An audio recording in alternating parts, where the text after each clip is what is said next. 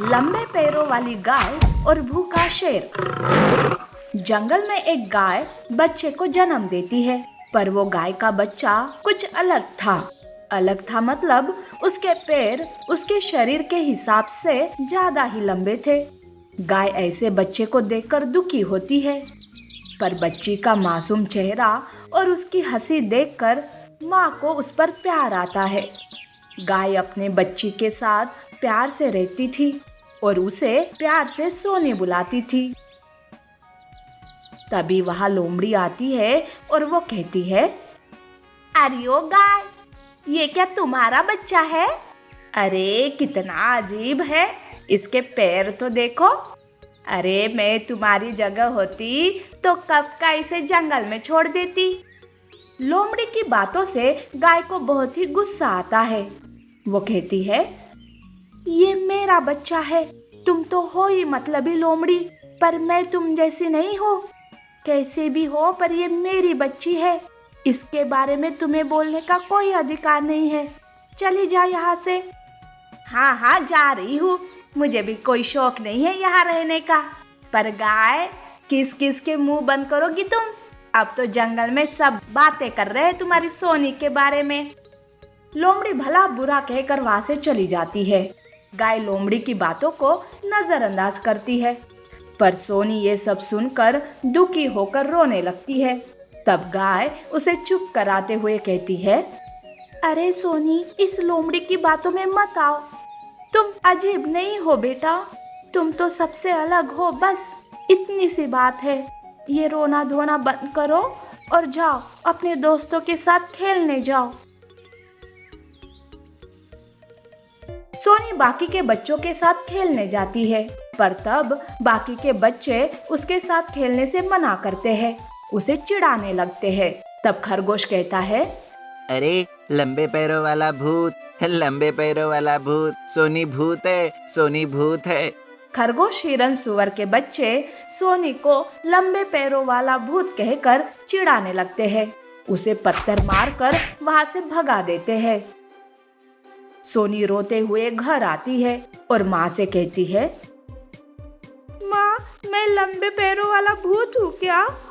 सब मुझे चिढ़ा रहे हैं माँ, पता नहीं भगवान ने मुझे इतने लंबे पैर क्यों दिए, मुझे सबके जैसे साधारण क्यों नहीं बनाया।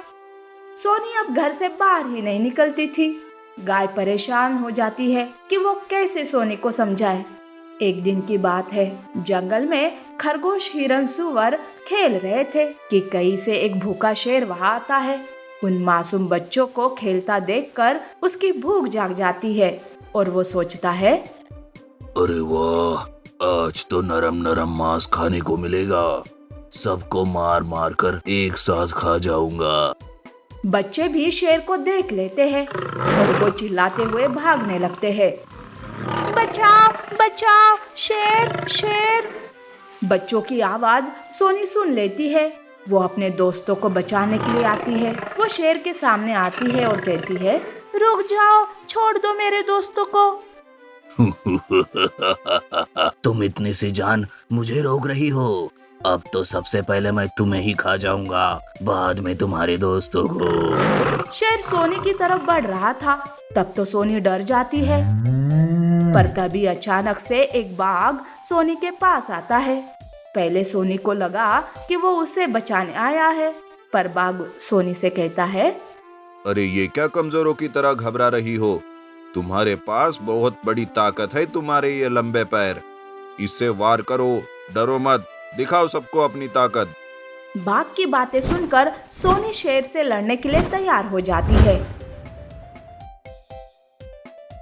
और अपने लंबे लंबे पैरों से शेर पर वार करती है। लंबे पैरों की कीक शेर पर बहुत ही भारी गिर जाती है। शेर घायल होकर वहां से भाग जाता है। सोनी ने लंबे पैरों की मदद से खुद की और अपने दोस्तों की जान बचा ली। बाकी के बच्चों को अपनी गलती का एहसास होता है।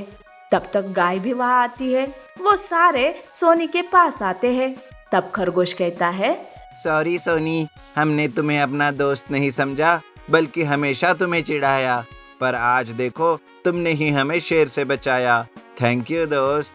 पर बेटा, अचानक से इतनी ताकत तुम में कहाँ से आई जो तुम शेर से लड़ पड़ी? वैसे बेटा, मुझे तुम्हारी इस बहादुरी पर बहुत ही गर्व है। माँ, अभी ना एक बाघ आया था, उसने ही मुझे मेरी ताकत के बारे में बताया। मैं अपने पैरों से नाराज थी, पर अब नहीं। मैं खुश हूँ कि मेरे पैर लंबे हैं। हमें अपनी कमजोरी को ही अपनी ताकत बनाना चाहिए, वरना हम कभी भी आगे नहीं बढ़ सकते। चिंपैंजी और 2 बाघ के बच्चे। कुछ समय पहले एक जंगल में चिंपैंजी रहती थी। जंगल में अकेली ही इधर उधर घूमते रहती। दूसरा कोई भी जानवर उसके साथ दोस्ती नहीं करता। एक दिन चिंपैंजी को हिरण, हाथी और लोमड़ी मिलते हैं। दोस्त, कैसे हो? कहाँ जा रहे हो? मैं भी तुम्हारे साथ चलूं? क्या तुम हमारे साथ चलोगी? नहीं नहीं, तुम्हारा आकार बहुत भयंकर है, तुम्हारे जैसों से हम दोस्ती नहीं करते। तुम्हारी बातों से मुझे बहुत दुख हो रहा है। क्या तुम्हें दुख हो रहा है? तो यहाँ से चली जाओ ना। इस तरह कहते ही चिंपैंजी दुखी होकर वहाँ से चली जाती है। इसमें मेरी क्या गलती है? मेरे साथ कोई दोस्ती नहीं करता, सब मेरे रूप को देखकर मजाक उड़ाते रहते हैं। इस तरह सोचते हुए वो जाती रहती है। एक जगह पर एक बाघिन अपने 2 बच्चों के साथ दिखाई देती है।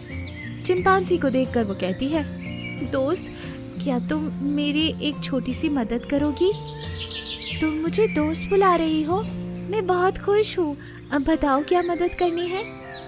मैं जंगल में जाकर खाना ढूंढ कर लाती हूँ, तब तक क्या तुम मेरे बच्चों का ख्याल रखोगी? अच्छा ठीक है, तुम्हारे बच्चों का मैं बहुत ध्यान रखूंगी। तुम निश्चिंत होकर जाओ। बच्चों, यहीं रुकना, मैं तुरंत वापस आ जाऊंगी। इस तरह कहकर बाघिन खाना ढूंढने चली जाती है।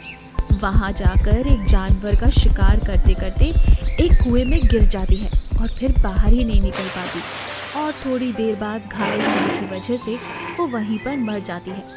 बहुत देर होने के बाद भी बाघिन जब वापस नहीं आती, चिंपैंजी और उसके बच्चे बहुत चिंतित हो जाते हैं।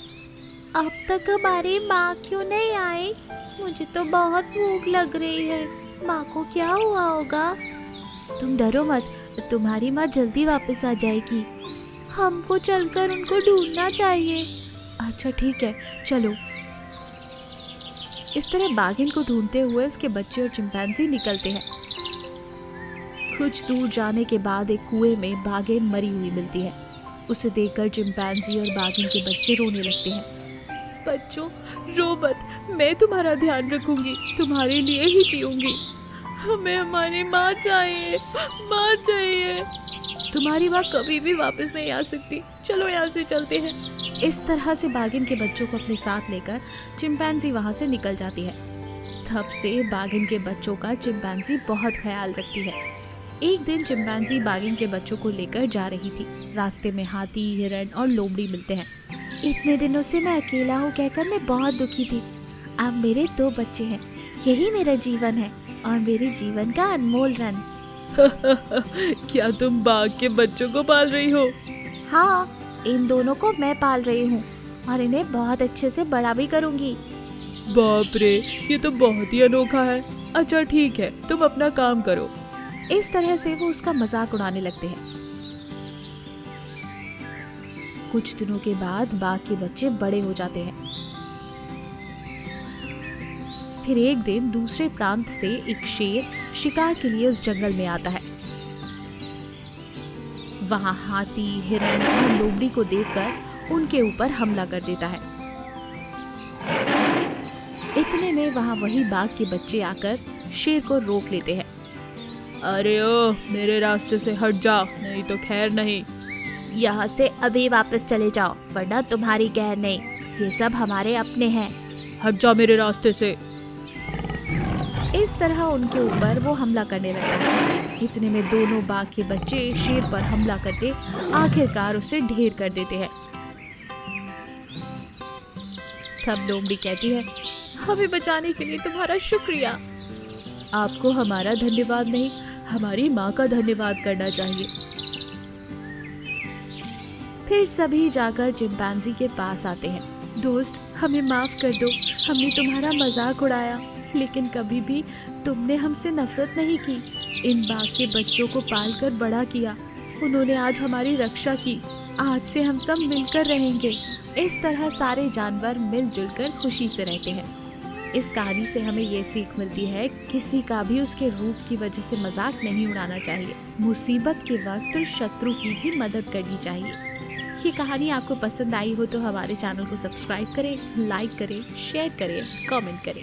Thank you for watching. जंगल में 3 मुंह वाला सांप, ईगल, शेर की कहानी। जंगल में चहल पहल थी। कोई जानवर अपने कामों में लगे थे तो कोई एक दूसरे से बातें कर रहे थे कि अचानक वहां 3 मुंह वाला भयानक सांप आता है। उसे देखकर सब डर जाते हैं। भागो भागो कहकर भागने लगते हैं। तब सांप कहता है, भागो भागो, पर कहां तक भागोगे? मैं तो किसी को भी नहीं छोड़ने वाला। हंसते हुए सांप ने अपनी पूंछ से एक जानवर को पकड़ लिया और उसे मारकर खा गया। उस दिन के बाद से 3 मुंह वाला सांप कभी भी आता और छोटे या बड़े जानवरों को मारकर खा जाता। अब तो सारे जानवर डर के मारे घर के बाहर ही नहीं निकल रहे थे। ये जानवर कितना भी मुझसे छिपने की कोशिश कर ले, पर मैं तो अपना शिकार करना अच्छे से जानता हूँ। 3 मुंह वाला सांप बहुत ही क्रूर था। वो तो घर में घुसकर भी अपना शिकार ढूंढ लेता था और उसे मारकर खा जाता था। सारे जानवर अपनी समस्या लेकर शेर राजा के पास जाते हैं। तब खरगोश कहता है, शेर राजा, हमारे ऊपर बहुत बड़ी समस्या आई है। 3 मुंह वाले सांप ने हमारा जीना हराम कर दिया है। क्या कहा? 3 मुंह वाला सांप? सेनापति, ये मैं क्या सुन रहा हूँ? आपने तो मुझे इस बारे में कोई जानकारी नहीं दी। शेर का सेनापति एक ईगल था। वो शेर राजा से कहता है, महाराज क्षमा कीजिए, वो 3 मुंह वाला सांप बहुत ही भयानक और ताकतवर है। वो कुछ भी हो, तुमको उससे मुझसे मिलने के लिए कहना है। मैं देखता हूँ फिर उसे। ईगल तुरंत शेर का संदेशा लेकर 3 मुंह वाले सांप के पास जाता है और शेर महाराज से मिलने बुलाए जाने की ये बात उसे बताता है। तब 3 मुंह वाला सांप कहता है, कौन राजा? मैं किसी राजा को नहीं जानता, और हाँ, तुम्हारे महाराज जो मुझसे मिलना चाहते हैं तो उनसे कहो कि वो मुझसे मिलने आए, मैं नहीं आऊंगा। ईगल सांप की ये बात जाकर शेर को बता देता है। शेर को 3 मुंह वाले सांप पर बहुत गुस्सा आता है।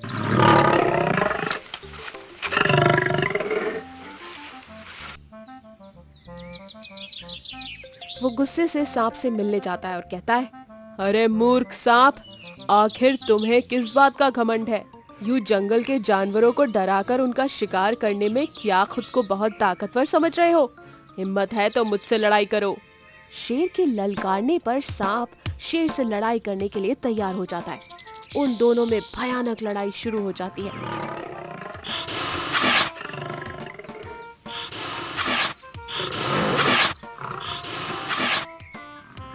पर उस लड़ाई में शेर की ताकत 3 मुंह वाले सांप से कम गिरती है और वो घायल हो जाता है। शेर वापस अपनी जान बचाते हुए अपनी गुफा में आता है। तब शेर ईगल से कहता है, सेनापति, वो सांप बहुत ही ताकतवर निकला। समझ नहीं आ रहा कि उससे जानवरों की रक्षा कैसे करूं, उसे जंगल से कैसे भगाएं। शेर की चिंता देखकर ईगल कहता है, महाराज, मेरे पास एक शक्ति है जो मुझे एक बार साधु बाबा की मदद करने पर मिली थी। आज हम उस शक्ति का उपयोग कर सकते हैं। कौन सी शक्ति? जल्दी बताओ। उस शक्ति में हम दोनों एक साथ जुड़ जाएंगे और दोनों की शक्तियां बढ़ जाएंगी और हम विशाल बनकर 3 मुंह वाले सांप को मार सकते हैं। ईगल अपनी शक्तियों का इस्तेमाल करता है। एक रोशनी के साथ ईगल और शेर एक साथ जुड़ जाते हैं। वो विशाल ईगल शेर बन जाते हैं और इस वजह से दोनों की ताकत भी बढ़ जाती है। अब विशाल ईगल 3 मुंह वाले सांप पर भारी पड़ता है और उन दोनों को ऐसा देखकर सांप हैरान हो जाता है और कहता है, अच्छा, अकेले मुझको जीत नहीं सके तो ऐसे विशाल ईगल शेर बनकर आए हो, पर तुम मेरे सामने अभी भी कुछ नहीं। और उनके बीच में लड़ाई शुरू हो जाती है। इस बार 3 मुंह वाला सांप विशाल ईगल शेर से कमजोर पड़ता है।